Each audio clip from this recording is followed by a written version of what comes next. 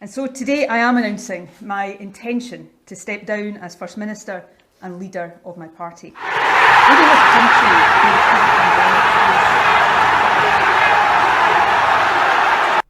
Hi, and welcome to another episode of Hot Takes with me, the Silver Fox. Or should I say, welcome back. It's been a week. A 5-month-old video received a strike, and I got an admonishing finger waggled at me by YouTube. So I've had a week's ban. I've done my time. I've done my prison sentence in YouTube jail, and I'm back out. Just got to monitor how I say things in future, just in case. However, what a day to choose to return. Couldn't believe my luck. You've seen from the little front piece there that there is much joy and relaxation and wonderful feelings across the whole of Scotland today, as the most evil creature in it is suddenly resigning. Yeah, resigning, because she resigned. We know she was pushed. She had the men in dark coats come to her house last night and tell her that she had to go. And we're going to have a look at that. We're going to read the resignation letter. It was apparently leaked yesterday. But there was some doubt whether it was real or not. And there is a talk, possibly, I think, that the resignation wasn't meant to be today. It came out of the blue. And I think what's happened is she's written this letter, and it was going to be released perhaps in a week or two. But then it's come out, and so she, in order to save face, has resigned today. Because as we know, Nicola is never, ever wrong. And it'll mean that this didn't leak out. She meant it to get out. And so to save her ugly little face, she's resigned. It's just a shame she didn't resign about 7.5 years ago, before all the chicanery and crookedness and awfulness that she's imposed on that once great nation. But we'll have a look. We'll have a look at the resignation letter. We'll have a look at her resignation speech. I'm not going to give her too much airtime on it, but it is a wonderful moment. So thank you, friends, for sticking with the channel. If you're watching this and you're one of our regulars who's wondered where the hell he's got for the last week, that's why we're back, business as usual, and we're going to start with our favourite subject, ripping the shit out of Nicola. Let's go. So before we get into sort of the news of the actual event that went on today, here's the letter that came out yesterday. And as you see, it was dated the 20th of March. So it's a sort of about 4 weeks or so away, 5 weeks away from the current time.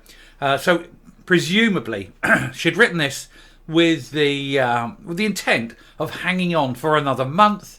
But it got leaked, and so of course she felt obliged to go immediately because she didn't want it to overhang her last days and be yet another distraction from her current job of trying to destroy as much of Scotland as she possibly can. We'll have a look at the letter. Colleagues, yesterday's special conference decision not to make the next election a de facto referendum has been a difficult one to accept. She had no option but to accept it, because it was not a referendum, regardless of what they called it. It was not a referendum, and they know that most people are actually against it. And so even when they're in their own party, even within the SNP, not everyone in the SNP wants independence. And so they knew that it would risk destroying the party. So it's actually a shame, I think, that they didn't go ahead and make it a de facto referendum. Of course, it wouldn't have been de facto at all. It would have been de Nicolo, because it wasn't, in fact, a referendum. But we'll move on. She says, I understand and respect your concerns and the care and passion we have witnessed in the debate. I'll give you passion, but it's the passions of hate and fear. But as for care, very little. Despite the disappointment of this outcome, and she's not used to being disappointed, is she? She's not a woman who takes disappointment well, with that wee squidgy face that's always pecked and sucking on a lemon, lips puckered like a dog's bottom. She says, I remain confident in the future of our cause. 56% of Scotland doesn't, you know.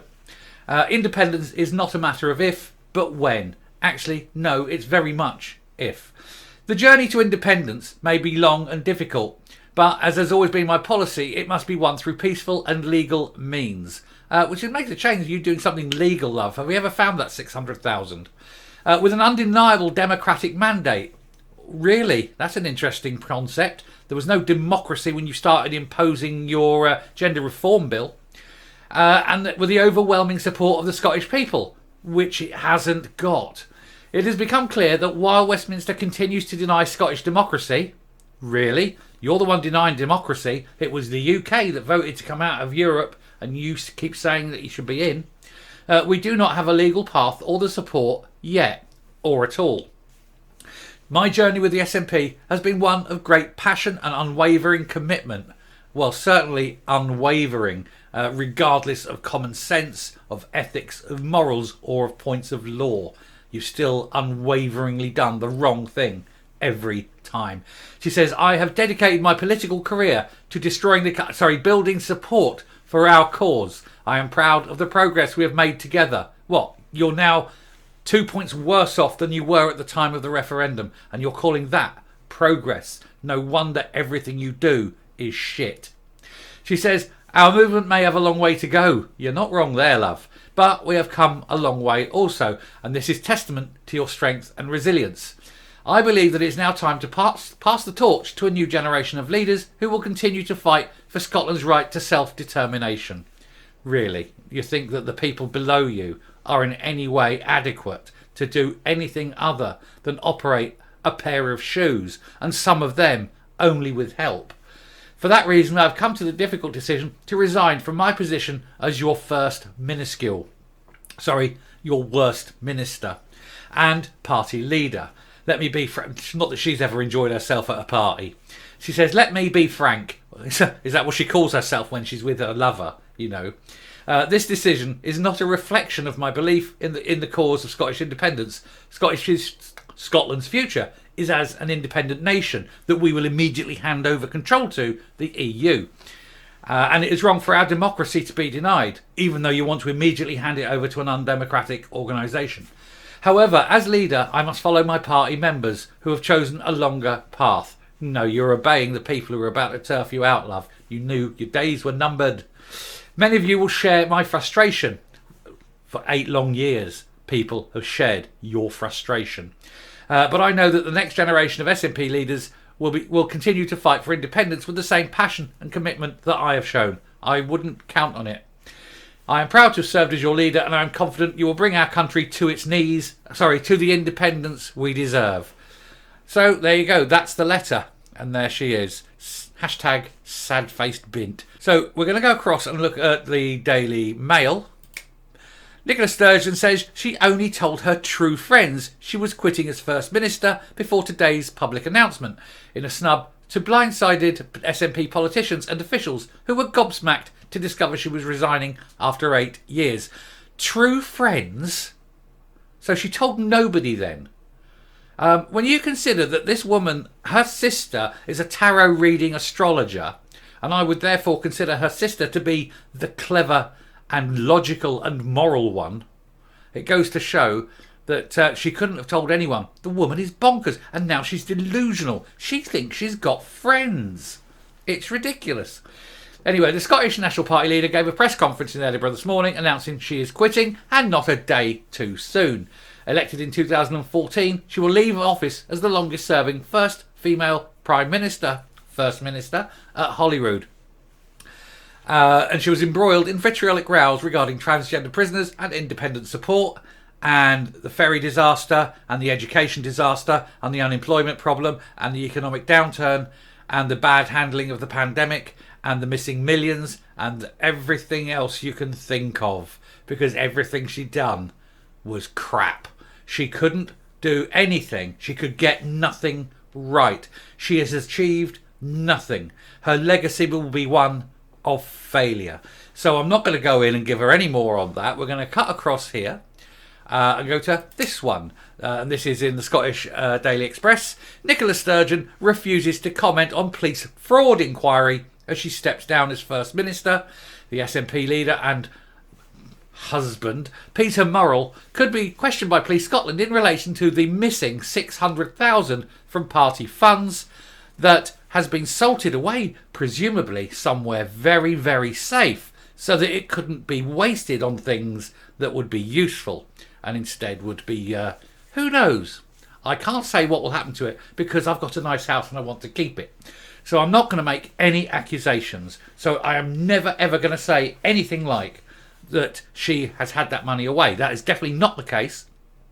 Nicola Sturgeon is a very, very honest woman, and at no point has she stolen £600,000 that cannot be accounted for. Nor can her husband, who just by a coincidence happens to be the treasurer of the party. And we're not even going to talk about his role in losing £600,000 because that would be quite wrong. It's wrong at all to impugn these wonderful married couple who are very, very honest people. After all, they've had to take those vows of love and marriage that they mean so well, to disavow from being with other people, to just spend their lives together and to love each other dearly, just like they don't. It's very weird when a lesbian and a gay man get married so that people don't realise they're lesbian and gay. I'm not saying that that's the case here. Of course, I couldn't possibly say that. But it is an odd thing when you think about it, that they did that because they considered that the public might not accept them. And yet I think every other woman in Scottish politics appears to be a lesbian. That said, I'm pretty sure that there's a gynecologist on hand somewhere in Holyrood, because never have I seen so many. Anyway, we're going to move on into the next bit here. So what's happening now is, there she is. She's taking the walk of shame, and she's going to have to go and try and push the poison chalice of leadership onto the next David Moyes. Because whoever takes over from her will be the David Moyes of Scotland. I know David Moyes is Scotland. In fact, might even be worth giving David Moyes a call, because I don't think he could possibly do a worse job. Sure, he doesn't know anything about politics, but he has got experience about running teams that are destined to fail. And so, I mean, he's your man as far as I'm concerned. So I won't keep you any much longer. What I'm going to do is I'm going to round this one off. I'll come up and I'll say my end piece, and then I'm out. I'm going to leave you all to celebrate.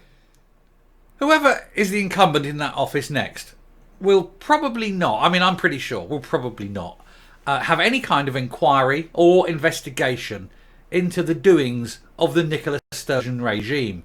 8 years of corruption. That was never any mention of corruption, of course. The missing money, of which there is no missing money. The corrupt deals, the backhanders, the yes men and place men, all these things that never ever happened. She ran a very tight, clean ship, and there was never any mention at all of anything amiss ever. But whoever does take over will undoubtedly not have an investigation, because there's nothing to see. It's also a fact that much as you enjoy a sausage, you never ask what goes into it. And so everything that's happened will slowly fade out of memory. But it won't, because the police may be getting involved and having a few questions to ask. And I, for one, cannot wait. And whoever takes over, you can all rest assured, dear friends, we will be watching them like hawks. So, thank you very much for watching this video. Thank you very much for sticking with me over my quiet week. Thanks, YouTube. Which is why I'm being very careful and not making any accusations, you notice. So do stick with the programme. Do stick with the channel. If you haven't yet hit the subscribe button, now, bang, is the wonderful best time ever to do it. We're going to follow the journey of who takes over the role as leader next. We're going to make sure that they too are monitored and watched. I want you to come along on the journey with me. I want you to make this a destination, and we will make sure that we hold them all to account, because they're all bastards. So do, yes, please, hit that subscribe button, hit the bell, give us a like, definitely leave a comment, because I'd really like to know who you all think should be the next leader. Please God, not useless. Anyway, we'll call it quits there. Thank you very much. I will ask that you all go off, do what you do, crack open a little glass of whatever your favourite poison is, and sit there, pour that, have a toast, raise your glass, raise it up our arse, and have a great night. Thank you very much for watching, and until next time, goodbye.